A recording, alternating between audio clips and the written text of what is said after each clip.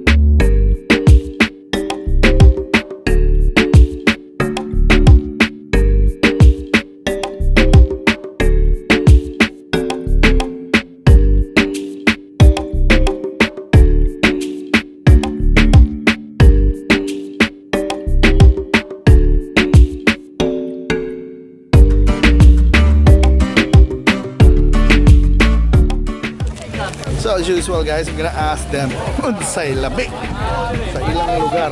Tanaw na to kung katubag ba sila. So, do you think this batch have better answers than the previous two batches? We'll find out. Check out their answers guys. People, mga tao na sa mga lugar. Watukan ng mga tao dito. The heritage. Organic malunggay pandesal of Alegria. Wow. Sutukil, supat la kilaw. Alright. La torta, diarga. Hey baby, bibingka. Delicious. Alright. Limas, balamban limpo. Alright. Pinakalamian na buwan. Alright.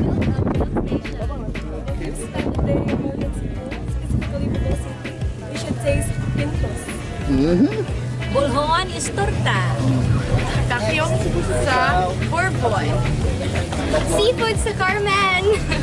Discover Carmen. Alright. Come on. Gusto buwa. Alright. Daghang lamig sa tarkar aside na po. Joke. Lechon, chicharon, ampaw, and carino. Ukupay. Ampaw. Alright, torta's so good. Pinangkal. Cassava cookies. Alright.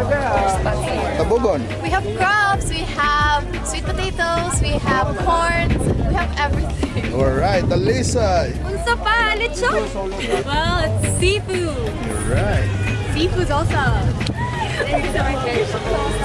Yes. Seafood, bibingka, and mais. Blur. Tostado. Or Spanish ham. alright. Maruya. Malagsig. So what's good in Alcantara? The people, because they have a good heart and a good posture. Thank you. Kalami sa Mandawi City. Bibingka. Tao. Roskilios.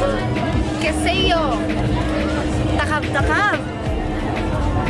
Hot spring and cold spring. We have in Malabuyo. Okay. Talaba. Alright. Bakasin. Sea cucumber and of course ako. Alright. Cool weather and kantan. Alright. Lame ang experience sa Oslo. Oh. Sige, lami ang whale shark dito. Danaw, unsa lami sa Danaw? Sugarcane. Alright. Bisnog or lechon Bisayang manok. I haven't tried anything, but I will try everything when I get there. Lami mag-scuba diving sa Daan Bantayan. Kami maglaglag sa Naga Boardwalk. Lami ang buwan, tuna sa Minglanilla. Lami ang seafood sa Moaguan. So there you have it guys, the candidates of Binibining Cebu 2019. So guys, who are your favorites? Let me know. And do you think Mandawi will make it back-to-back this year? So it's a pretty exciting pageant. So I'm excited already to watch the other festivities. before the grand coronation night this November. So yeah, support the Binibining Cebu, support your town, support your candidates, and I'll keep you posted, guys. I'll try as much as possible to make as many videos about Binibining Cebu. And thank you so much for watching, and I hope you subscribe to my channel if you haven't subscribed, and see you in our next adventures. Bye.